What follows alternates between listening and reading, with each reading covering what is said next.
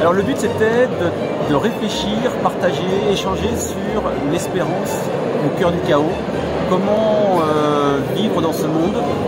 Est-ce qu'on contribue à un monde meilleur ou est-ce que j'apprends à vivre dans ce chaos et comment j'y contribue?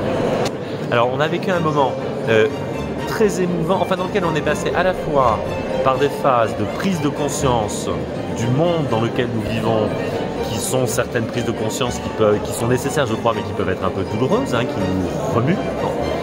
Et puis une très belle montée vers l'espérance à travers un témoignage de chefs d'entreprise et un témoignage de prêtres qui finalement nous ont permis de sortir quand même du chaos et d'apercevoir un peu de lumière, notamment du côté de la mise de chacun d'entre nous à la suite du Christ et puis la tentative de réaliser réellement dans notre vie quotidienne un peu de la civilisation, de l'amour. Et ça m'a beaucoup porté.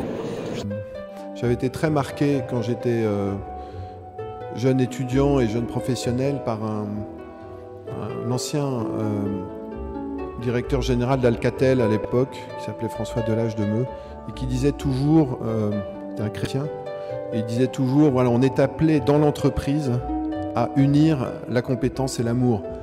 Et en fait, il employait le mot d'amour, et moi je me disais, il ose parler d'amour dans l'entreprise. Et en fait, il avait raison, quoi, unir la compétence et l'amour. Je crois que c'est ça qui est source d'espérance. On a besoin d'être fortifié dans l'espérance. L'espérance, c'est un bien spirituel, et contrairement au bien matériel, un bien matériel, quand on le partage, quand je donne mon smartphone à quelqu'un, lui il a quelque chose en plus, mais moi j'ai quelque chose en moins. Mais un bien spirituel, quand on le partage, il grandit. Voilà, quand je partage la joie avec quelqu'un, il y a plus de joie chez l'autre, il y en a plus en moi. Et quand on partage l'espérance, elle grandit chez les autres, elle grandit en nous aussi.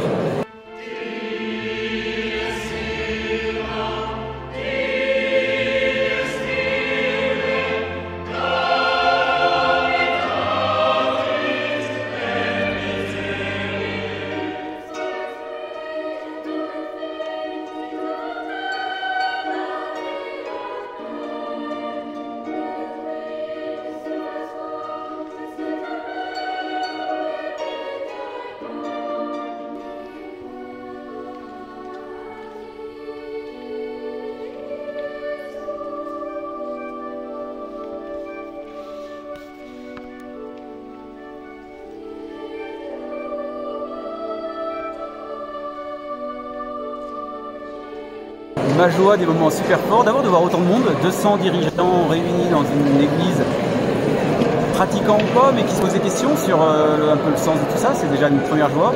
Des témoignages que j'ai trouvé très forts, des échanges entre des mondes qui se côtoient pas beaucoup, et j'ai trouvé ça aussi fort. Oui, ma joie, c'est de constater 200 chefs d'entreprise et moi qui nous préoccupons un petit peu de l'état du monde dans lequel nous sommes et qui, très modestement, chacun à notre place, on a peut-être envie de prendre un peu la petite part qui nous revient dans le désir de construire un monde qui nous semble plus charitable et puis certainement plus propice au développement des hommes. Ce soir, ma joie de ce soir, c'était une grande écoute. On a senti une grande attention sur les propos qu'on a essayé de tenir. On a senti qu'on était reçus. Voilà, on a voulu partager des choses qu'on a dans le fond des tripes. J'ai senti qu'on était reçus dans ce qu'on a voulu leur partager.